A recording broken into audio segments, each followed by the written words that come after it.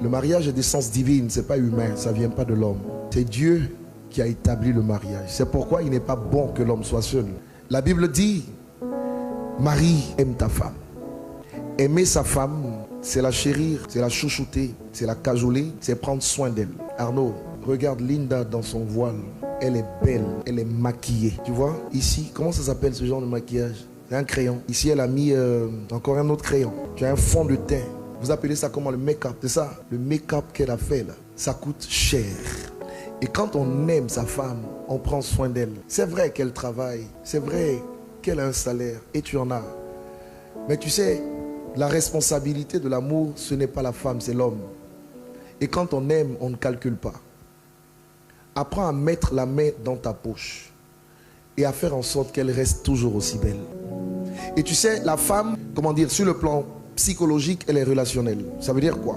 Si tu veux combler ta femme, il faut établir une relation. Et la relation impose la communication. Une femme vit et s'épanouit à partir de son oreille. Donc, c'est tout ce que tu lui dis qui va créer la joie dans son cœur et qui va favoriser un épanouissement. Tu peux avoir des milliards, si tu ne parles pas à ta femme, elle ne sera jamais comblée.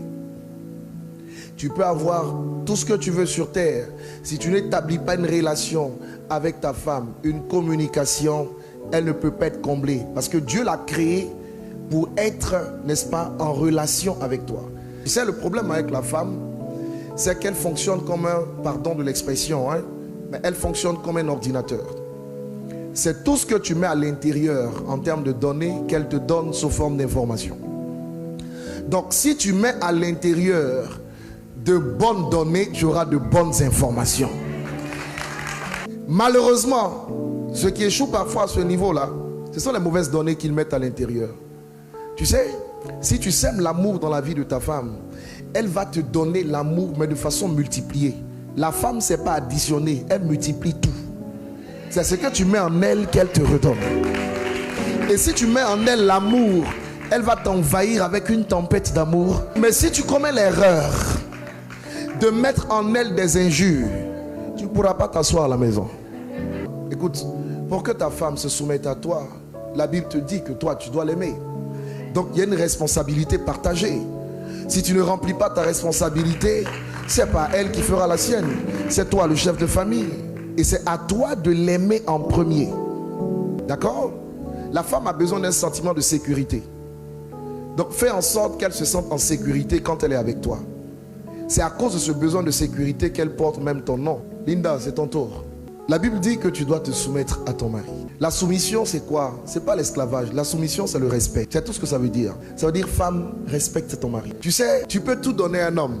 Tu peux tout lui donner. Mais s'il ne sent pas que tu le respectes, il ne peut pas être comblé. Donc, il aime ça. Il faut lui donner ce qu'il aime pour qu'il soit épanoui. Tu as compris? Maintenant, il y a une deuxième chose dont l'homme se nourrit. Ma fille, parfois, ton cœur est couché à côté, son amour est là. Et puis, il est 2 heures du matin. Et puis, lui-même, il ne maîtrise pas certaines choses. Il se retrouve dans ses conditions normales. Ce n'est pas anormal. Normal de température et de pression. Et il va dire, mon amour. Quand il dit mon amour à 2 heures du matin, comment tu réponds? Oui, mon cœur. Ça peut lui arriver d'être dans les mêmes conditions à 5 heures du matin. Comment tu réponds? Oui, mon cœur. 13 heures. Mon amour? Oui, mon cœur. Vous savez, quand les gens se marient, il faut leur dire ce qu'ils vont rencontrer dans le mariage. Il ne faut pas leur enseigner la foi. Ça n'a pas de sens, dans un certain sens. Même si la foi est nécessaire partout. Quand vous regardez les causes de divorce, c'est quoi généralement? Soit madame dit, je ne veux pas aller avec monsieur. Bon, pour monsieur qui dit, je ne veux pas aller avec madame, c'est rare. Madame dit, je ne vais pas avec lui 1 an, 2 ans, 3 ans. Et vous avez la cause du sexe qui est la cause majeure. Une bonne femme dit oui à son mari. Et un bon mari peut comprendre que parfois sa femme est fatiguée. Donc l'homme, il se nourrit, lui, sur le plan psychologique, de ce qu'il voit. Toi, tu te nourris de ce que tu entends. Ça veut dire que tu dois t'arranger tous les jours pour être tout aussi belle que tu l'es aujourd'hui. Les cheveux toujours bien faits, le maquillage toujours bien à l'endroit, les sprays, les déodorants comme il faut. Tu dois toujours être prête pour accueillir ton mari. Quand tu sortiras de chez toi, tu es une femme mariée. Il y a des parties de ton corps qu'on ne doit pas voir, qui sont réservées uniquement à ton mari. Mais s'il te plaît, Linda, Quand tu es à la maison, ne t'habille pas à la maison comme tu t'habilles dehors. Ton mari doit être capable de voir ce que personne d'autre ne voit. Une femme sage a deux faces. Il y a la face du dehors et la face du dedans. Quand tu es avec ton mari chez toi, ma fille, s'il te plaît, ne va pas me mettre une robe qui part du cou jusqu'au bout des orteils. Arnaud doit voir que Dieu t'a donné de belles jambes. Arnaud doit voir des choses que personne d'autre ne peut voir. Et il doit se réjouir en voyant ces choses. N'oublie pas, il fonctionne par les yeux. Donc tu dois lui en mettre plein la vue. Une bonne femme a un vêtement dans la maison qui est différent du vêtement du dehors. Elle a même une troisième dimension. Un autre vêtement dans la chambre à coucher. Là-bas, il ne faut pas aller attacher des pagnes. Ne fais pas ça. Tu es trop jeune pour ça. Il y en a parfois qui vont dans l'intimité. Elles attachent, elles portent des joggings. Sur le jogging, elles vont mettre un jean.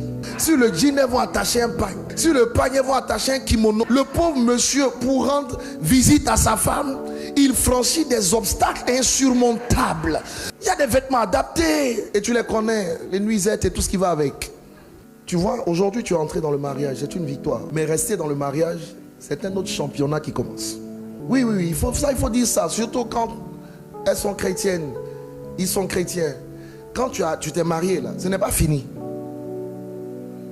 C'est une victoire que tu as acquise, mais il y a un autre combat dedans. Voilà, donc il faut agir de façon sage pour rester dans cette victoire. Je vous dis une dernière chose et puis je vais vous bénir. Écoutez-moi bien. Arnaud, pour que tu puisses gagner ta femme, il faut gagner son cœur. Aimer, c'est gagner son cœur. Et quand tu gagnes le cœur de ta femme, et si tu réussis à gagner son cœur, tu gagneras son corps. Ne cherche pas à gagner le corps si tu n'as pas gagné le cœur. Linda, tu veux gagner le cœur de ton mari? Ne cherche même pas à gagner le cœur. Gagne le corps et tu auras le cœur. On ne se marie pas pour être heureux. On se marie pour rendre l'autre heureux. Et si tu le rends heureux et qu'il te rend heureuse, vous vous rendez heureux. Vous êtes heureux.